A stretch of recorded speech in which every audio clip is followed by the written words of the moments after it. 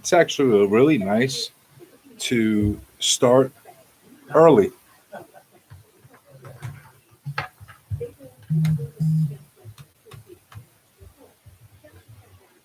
Let's see if I could fix this.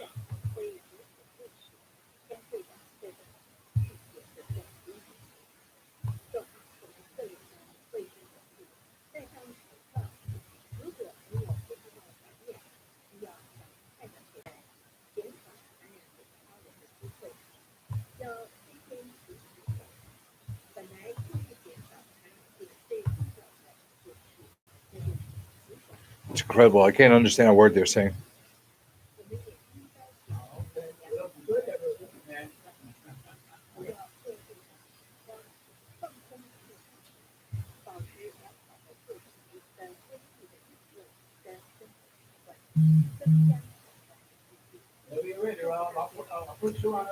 Uh, I'm ready when you are.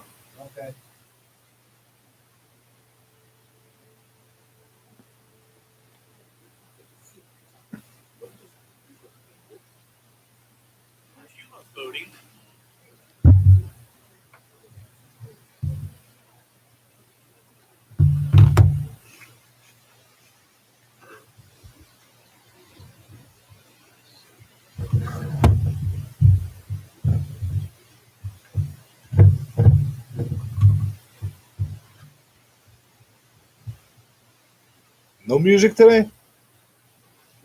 I'm on. All right, so we're not doing the music today. All right. It's been a while since we did this. So,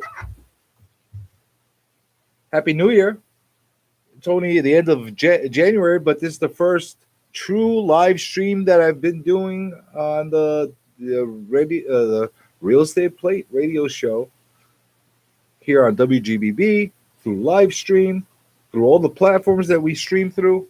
This is the first one that we're officially kicking off. Now, if you don't know why I haven't been on, there's a lot of reasons why. I'll get into them in just a second. But just let me take a one quick moment and say, how are you doing, Trevor? I'm good, Nick. Good to see you back, man. I'm glad to be back.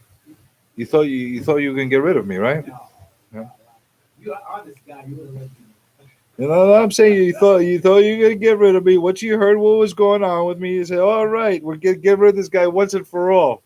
know. Oh, no, no. I was kind of worried about you. Well, I appreciate that. I really do. I do appreciate that, and it was challenging. So, for everybody that's listening right now that doesn't know what we're talking about, so I had a scheduled hiatus normally set for the last week of December and the first week of January, which is the normal protocol. What I usually do every year with the real estate plate. They're usually slow times of the year.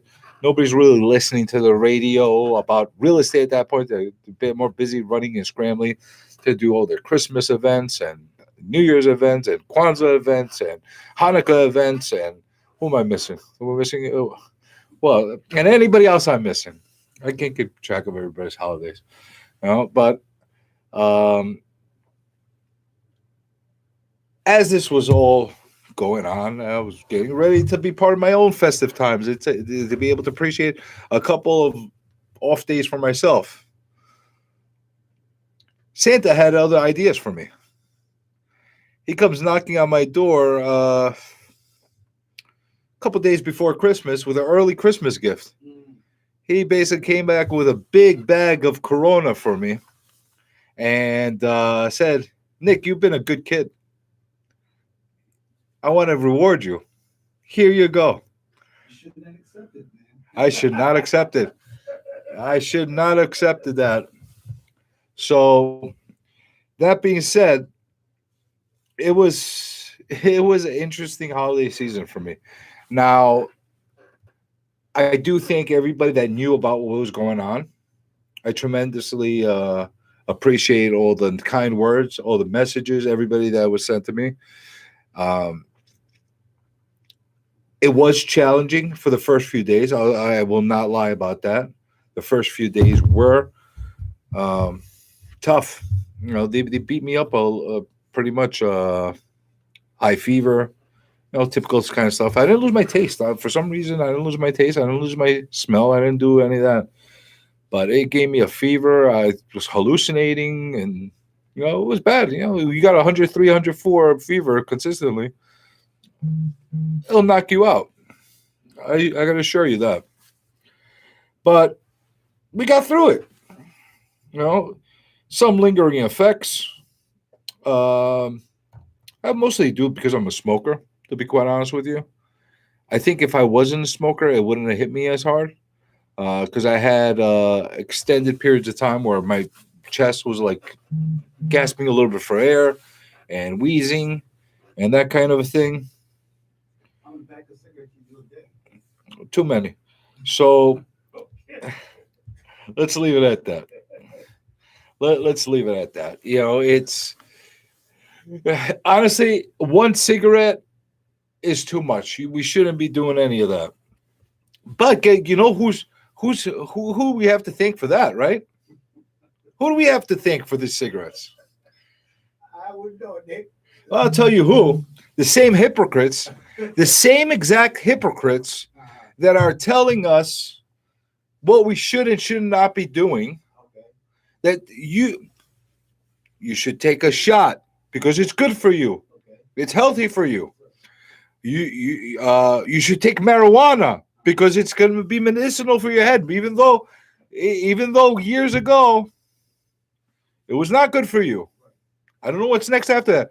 Alcohol, it's good for you. It warms you up. Buy it. The same hypocrites that are telling everybody that are telling everybody cigarettes are bad for you, but they're good enough for us to put on the market and charge $10 a pack on taxes. How's that good for you? Now the pack now, I thought it was more than that. No, $10 is just taxes. Oh, wow. Okay. Wow. Yeah, you're probably looking $8 to $10 in just taxes on the cigarette. So it's good for us to collect taxes and doesn't matter if you die or not from them. We told you on the pack that you will. So that's enough. We're not going to take them off the market. But this is a real estate show. I'm not going to get into that topic. I'm not going to get all political, and I'm not going to go all nuts about it because the truth be said, I'm in a good mood today. I'm tired. I'm exhausted. It was a typical Monday where the phone volume just was nonstop. Mondays are like that because you get all the after effect from the weekend. You get bombarded and blasted, and it was just a beast.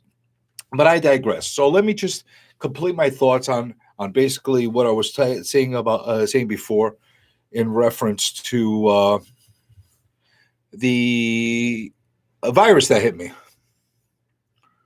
It was a very unpleasant experience, to say the least. Now, you know what was even more unpleasant?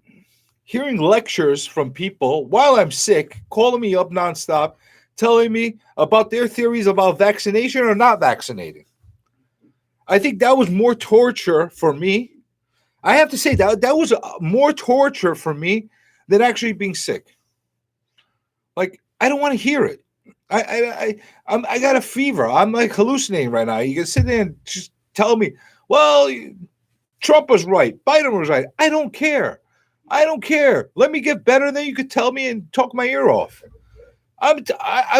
My voice was barely coming out a couple of days, and people are giving me full-blown lectures about this stuff.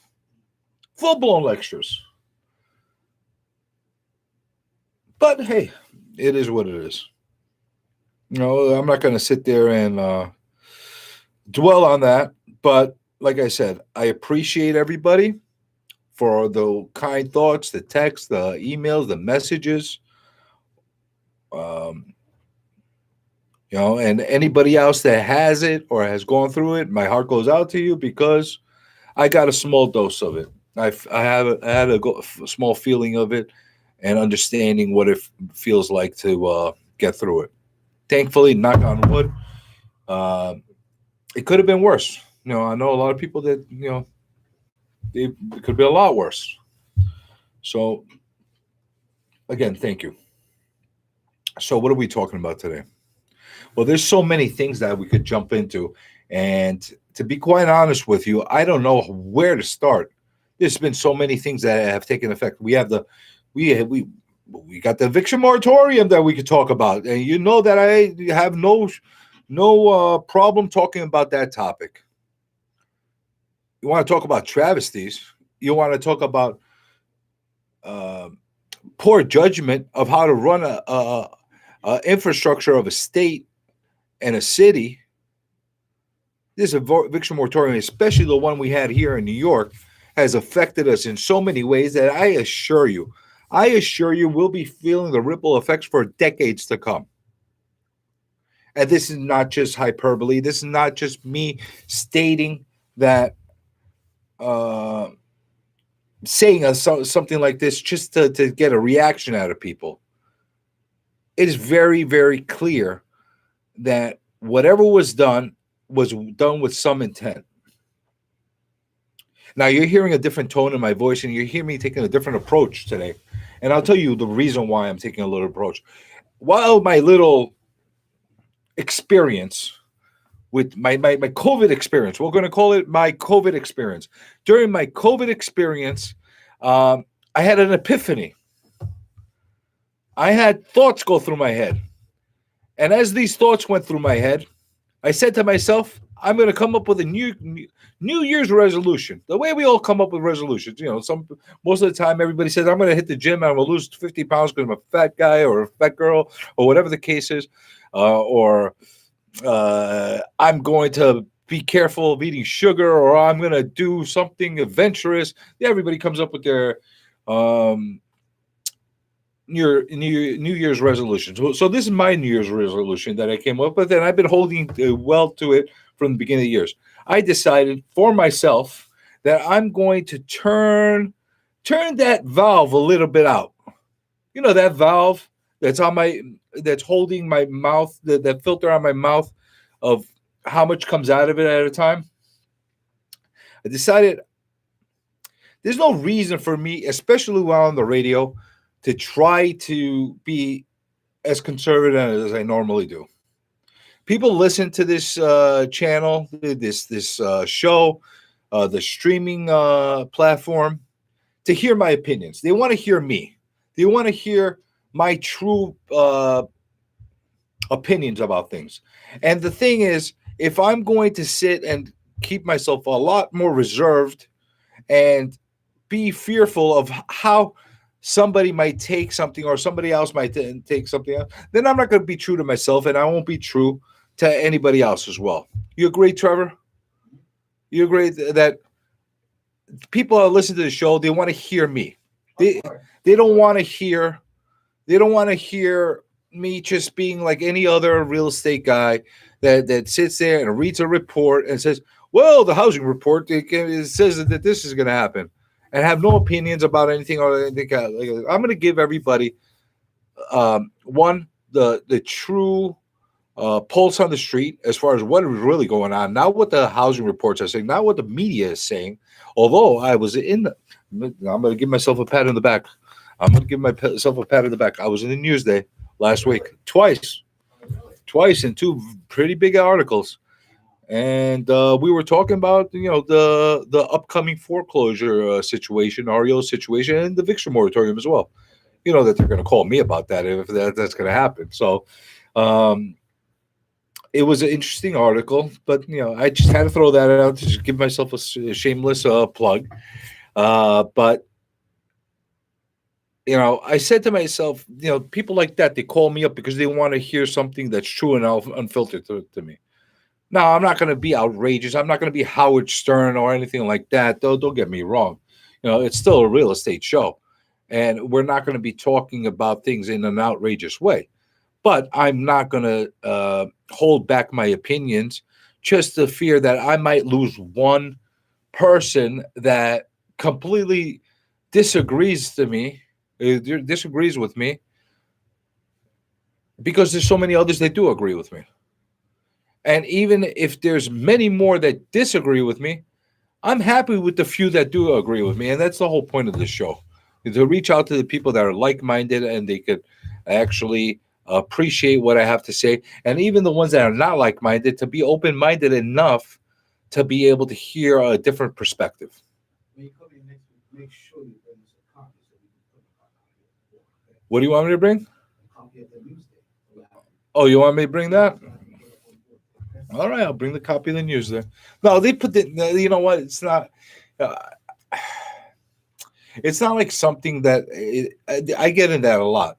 I just because it's recent, I'm patting myself on the back, and and people they always tell me, why don't you tell us you did this? Why don't you tell us? Because I'm always like I'm in these articles like So you're so, one of the smartest guys. You don't like to take praise, right? I got no issue whatsoever uh, taking credit for something that I truly did. But I'm not the kind of guy that's going to go with a bullhorn and tell everybody, "Hey, look at me! Look what I did! I'm jumping on the roofs and screaming and with a megaphone." And that's not me. Like the people that read the article, they called me up and said, "Oh, that's great. Whatever the case is, great. Thank you." It's not like I'm going to sit and broadcast it. You might see me like post a link or Is that on the radio show? well, maybe that's actually something that we have been talking That'd be about. great. That is something that we have been talking about as far as trying to get some different type of media people on the radio to have open conversation. So Swan Hong says Happy New Year. Thank you, Swan Hong. Looks like we got some people